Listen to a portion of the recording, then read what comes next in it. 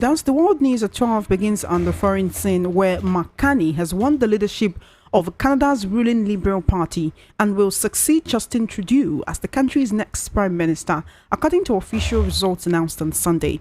59-year-old Kanu secured a decisive victory with 86% of the vote, defeating former Finance Minister Chrystia Freeland in a contest that saw participation from nearly 152,000 party members. His leadership comes at a challenging time for Canada, which is engaged in a trade dispute with the United States under President Donald Trump and is preparing for a general election. Addressing party members after his victory, Kanu took a strong stance against Trump, accusing him of harming Canada's economy. The new Prime Minister emphasized that his administration would act decisively to address the economic and political challenges ahead. 2 British diplomats have been expelled from Russia. The British diplomats were expelled on suspicion of carrying out espionage activities. FSB Security Service announced the expulsion of the embassy's second secretary and the husband of the first secretary. In a Telegram post, the FSB said the counterintelligence work had reviewed an undeclared British intelligence presence under the cover of the National Assembly.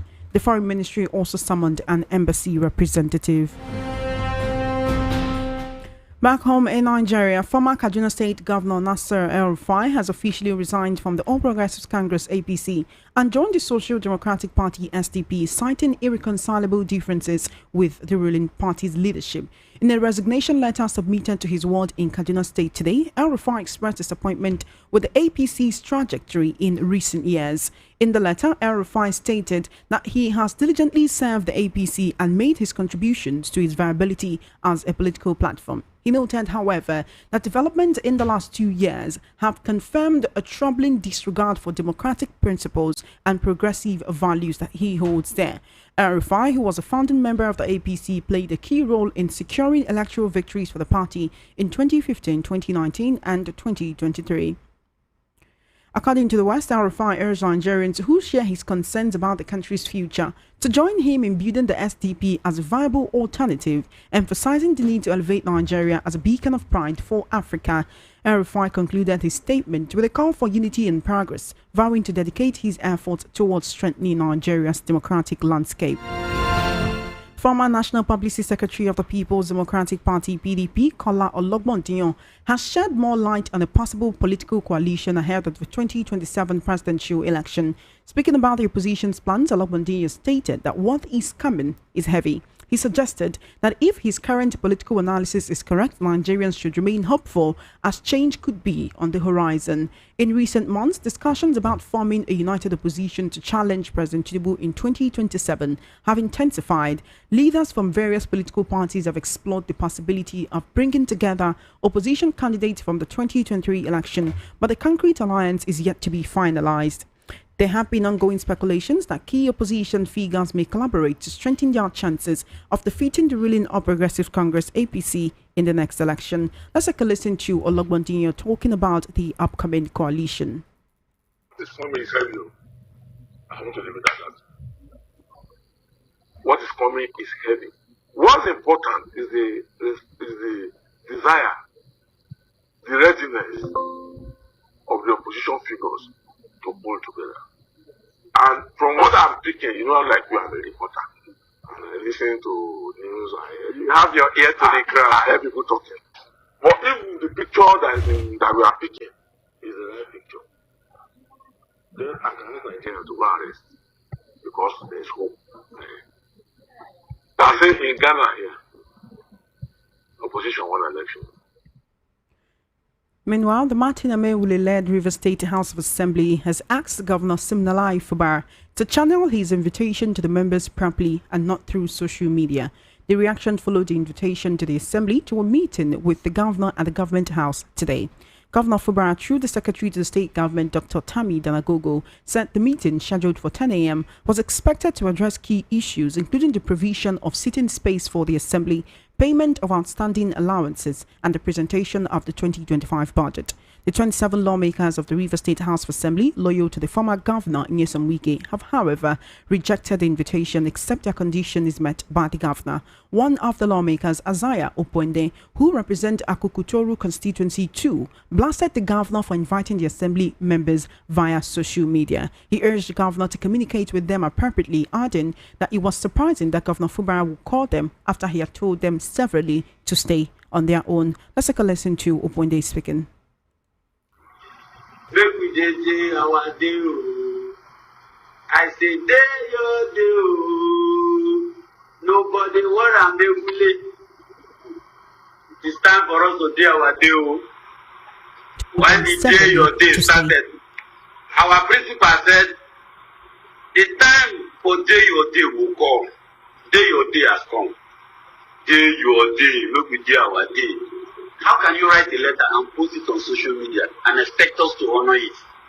No, we're not kids. The governor should write to the assembly in the proper way. That's all. Thank you.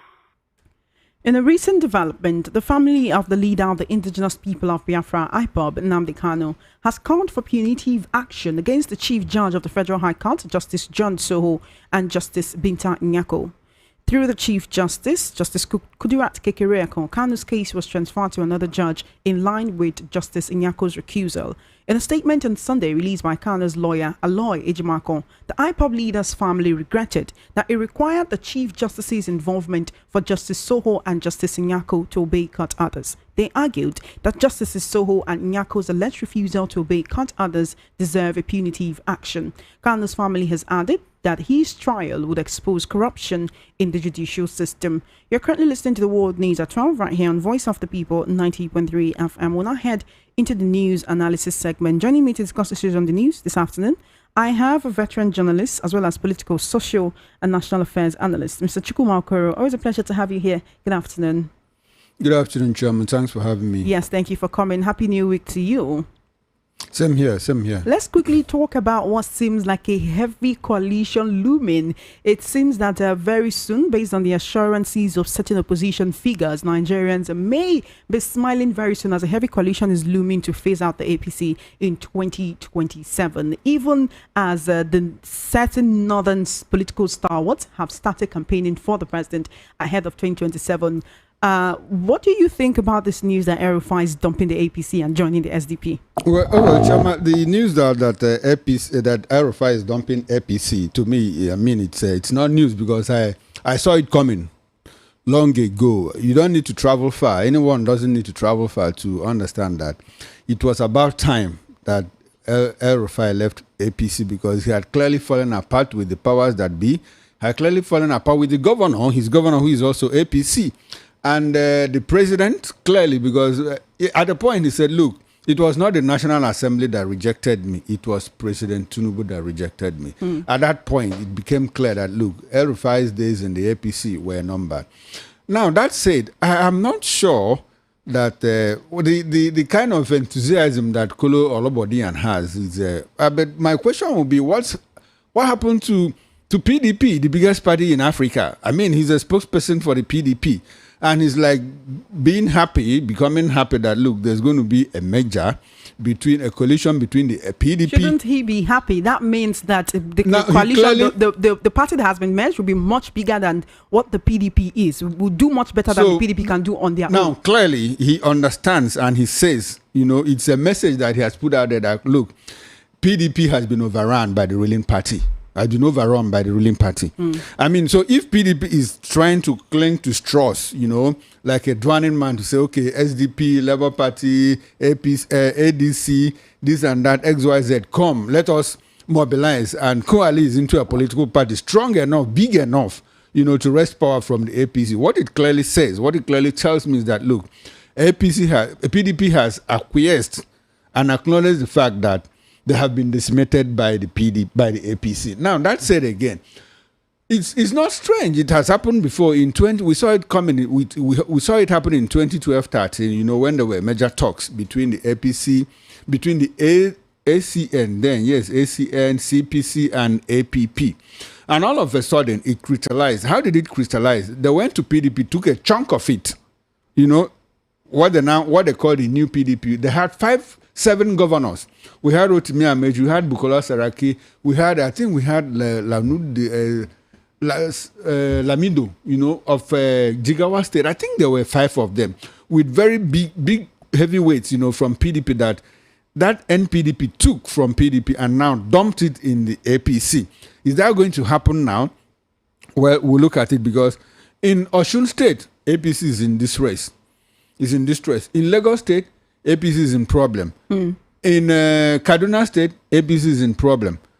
Which in Kanu State, APC is having problems, despite the fact that the national chairman comes from there. So if they're able to reenact that feat of 2012, 2013, 2013-14, up until, they formed a party in 2014 and contested the 2015 election, well, that is good. Like Olobodiyan said, an opposition party won election in Ghana. That's not the first time. Nigeria too, an opposition party won an election. So that is, if to an extent, it helps build our democracy, because we don't have a political party stay up to 20, 25 years. PDP just did 16 years. Now APC has come. This is their 10th year in office. Are we able to take them out after 12 years? It strengthens our democracy to the extent that we already have alternatives, in another political party. Like in Ghana, they call it break the 8. For a very long time, no party has survived more than 8 years in office. It strengthens democracy, just like what happens in the US. You see the Democrats and Republicans take their turn, one after the other, based on policy issues. Campaign based on issues, not because this person comes from here or that person comes from here, not because of Muslim ticket, not because of Northern Christian Muslim ticket and all of that. Look at what defined the American elections. It was about immigration. It was about the economy. It was about black people matter. It was about the Caucasians and all of that. It was about white supremacists, whether we like it or not. That is what it were all about. So if we're able to come back here in Nigeria and say, look, how has APC been able to deal with the economy? Beautiful. Now, what about the Igbo question? What about the Yoruba question and all of that? We cannot wish those things away. So it's getting to a point where our campaign should be issue-based, whether the issues are based on ethnicity, because we must have to talk about them, because it's clear, it's real and present with us.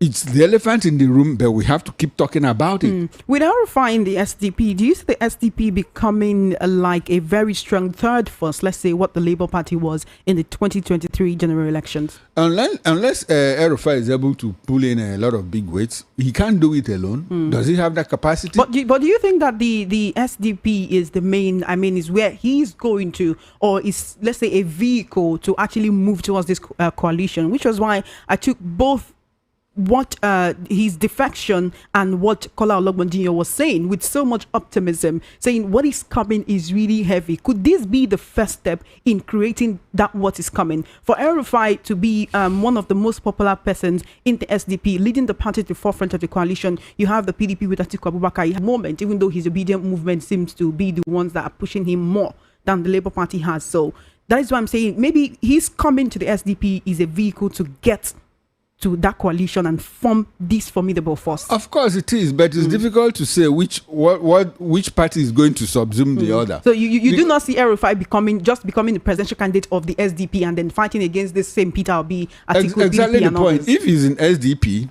and he gets the presidential ticket, so is he going to use it as a vehicle to get into where PDP and Labour Party? What name would they adopt? And if they adopt, if with El-Rufai coming from SDP, with Peter Obi coming from Labour Party, and Atiku Abubakar coming from PDP, which of these three people do you think is going to play second fiddle in the 2027 that is the next election? question. So that is the big question. So for now, it is difficult to say where El-Rufai is headed.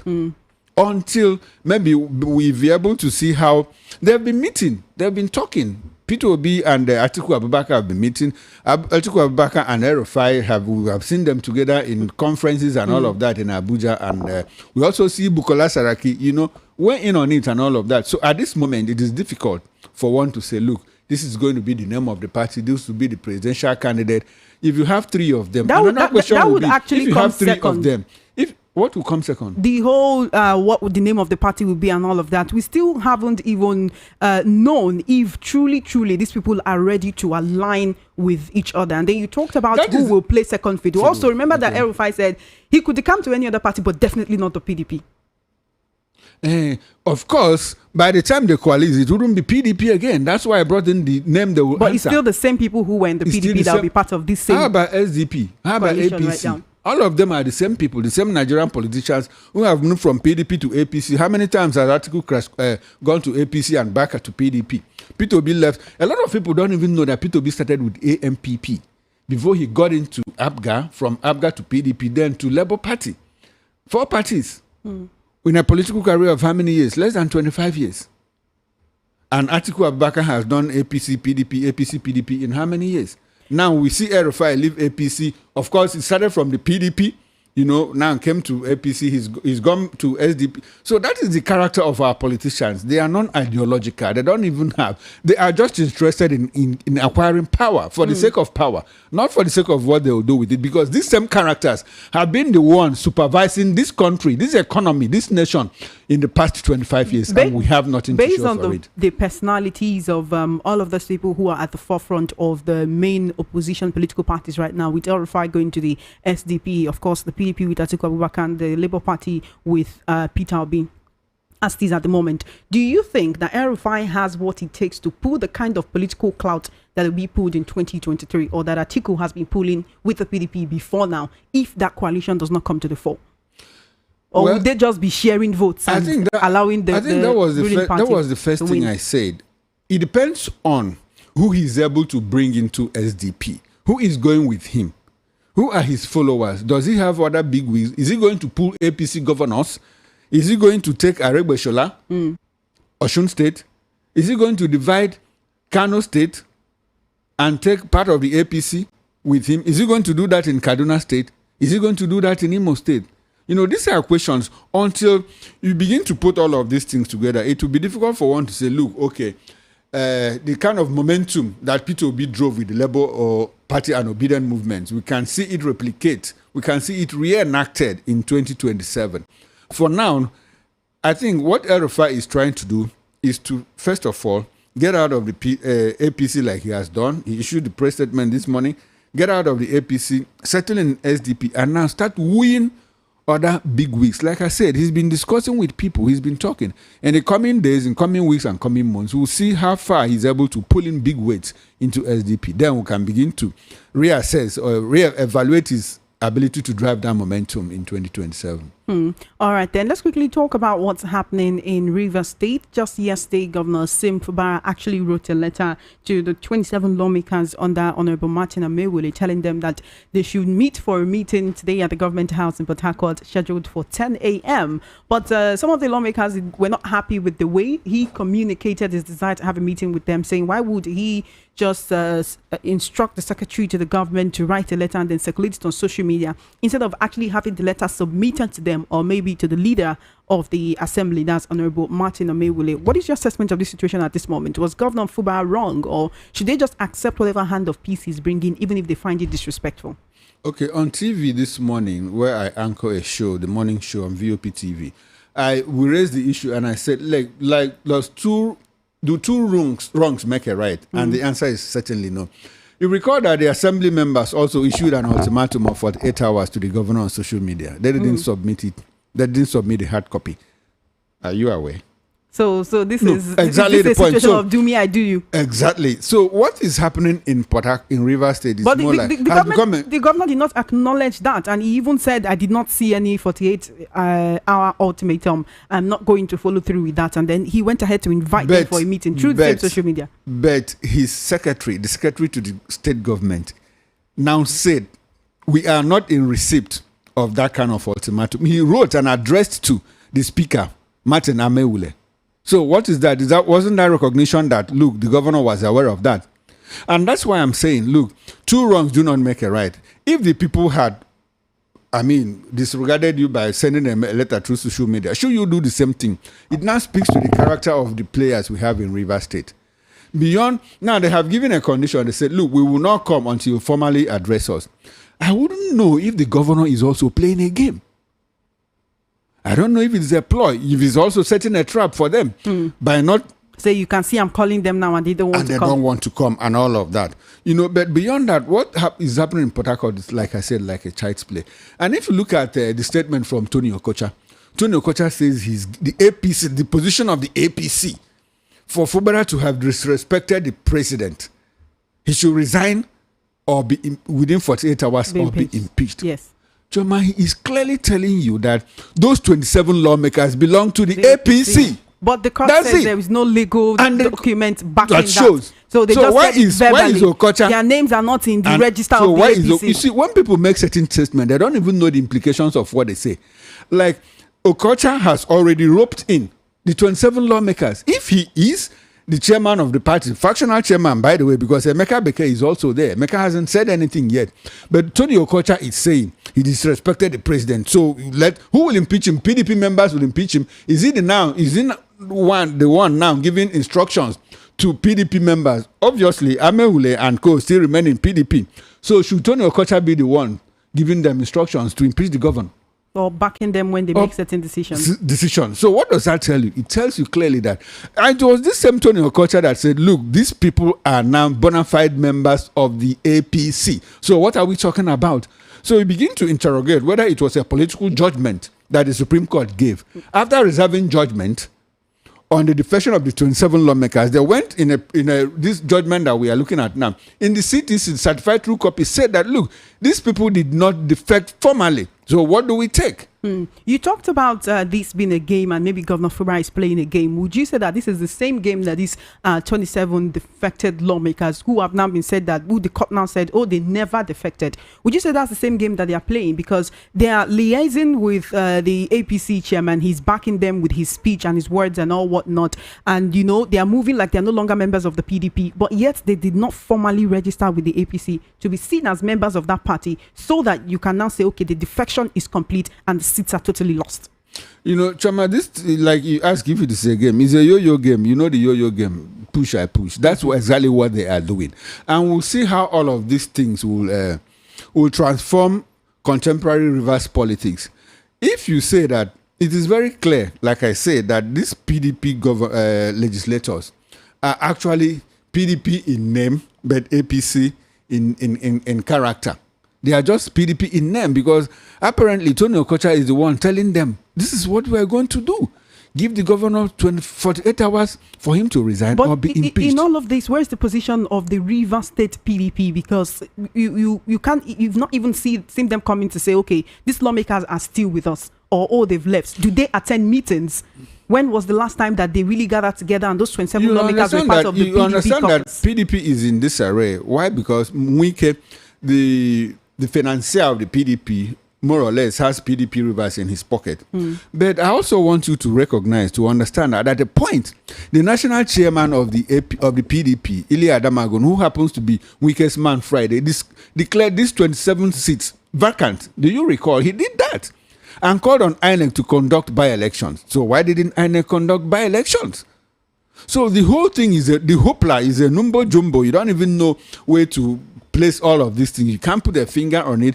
And recall too that at a point the governor became a member of the APP in character, but PDP in name, because the how many local governments now do they have? I think 20 or 30 of them. All of them were won by the APP during the local government elections, which the governor has also called for fresh elections in August. And the House of Assembly is saying, no, you don't have the powers to do that. So the whole charade, I call it charade, and a certain set of people saying, look, if you impeach the governor, we are going to get back to the trenches, and if you are not a non-indigenous, you better leave Rivers State because we cannot guarantee your safety and all of that. Up until this moment, we haven't seen the governor said, look, non-indigenous, you don't have nothing to fear. We have not seen the DSS. We have not seen the police issue statements contrary to that, protecting the non-indigenous. And at this point, we've been talking about non-indigenous in Nigeria, a place where people have lived for upward 30-40 years, and you are still calling the person non-indigenous to leave because you cannot guarantee his safety. If you cannot guarantee the safety of non-indigenous, do you now guarantee the safety of indigenous? So where are they headed to? What are they driving at in all of this? That's the big question. So a lot is happening in Rivers State that Is it the Nigerian state now? Should the president waded in at a point, but to my understanding, if you ask me clearly, he's the way he got into it is practically what is causing the problem for Fubara now. Because at the point they said the peace deal, go back and withdraw the case in court. Fubara did, and these other people didn't withdraw their own. It is on that strength that the Supreme Court is saying, look, these 27 lawmakers, we don't even have evidence, to show that they defected from PDP. Probably if Fubara had left his case, his suit in court, the Supreme Court would have decided otherwise, because I'm aware that his suit would have had evidence to show that these people actually defected. Because at a point, Tony Okocha said, these people belong to us, they are our members and all of that. Ms. Okoro, because of our time, I want to quickly talk about Nnamdi Kanu's family demanding punishment for two justices, that is Justice John Soho, who's the Chief Judge of the Federal High Court, and also Justice Binta Nyako, who presided over his case, whom he asked to recuse herself. She did recuse herself, but the case came back to her. He's saying both of them refused to obey court orders, and they need to be punished for that. You see, it's difficult to say whether the prayer of the Kanu family will be granted, because you see the establishment that is holding him is also in control of the judiciary. You understand that it's the same judiciary that said Binta Nyako, go back and try this case. So do you expect that the same judiciary that is forcing her, and Soho to do this, that they are going to be the one to mete out any kind of punishment to them? It's not going to happen. But I think what the Nnamdi Kanu family is trying to do is to put out there in the public that, look, these are efforts that we are making to ensure that our son gets free and fair trial. Unfortunately, a lot of Nigerians, including myself, we don't see this trial being free and fair from the start to finish. Up until this moment, there is nothing has been fair about the trial of Nnamdi Kanu. You granted him bail. You went to his house. You wanted to snuff life out of him. He ran away. You killed so many people in his home state. He ran away. You made efforts to bring him back. You reunitioned him illegally to Nigeria. And a court said, look, you don't even have the local standard to try him. And a court has said that. A court also discharged and acquitted him. And you went back and slammed fresh charges against him and all of that. So it is very clear that, look, the young man has been denied justice. The Nigerian state is holding him against the orders of the court, against his own will, and against the will of his people. Everybody understands clearly, look, that justice has not been done to this young man. His trial has not been free and fair. We are even looking, people have been asking for a political angle, Can you resolve this thing politically, as has been done to other people, to people from the southwest, people from the north and all of that? Yet, Nnamdi Kanu's case is enduring, and it brings to the fore the issue of the Igbo question in Nigeria. Whether we like it or not, it remains. So There's an Igbo question in Nigeria. Does it mean that Justice John Soho and Justice Binta Nyako should lead the way by taking the punishment for the roles that you think they played in this whole scenario? Who will make out the punishment? There's no punishment. It's the government that is. Nnamdi Kanu the family is asking the government to punish them. Binta Nyako had asking clearly one to injure themselves. Come again? I say you are saying it's like asking one to injure themselves. No, it's like asking one to be a judge in your own case.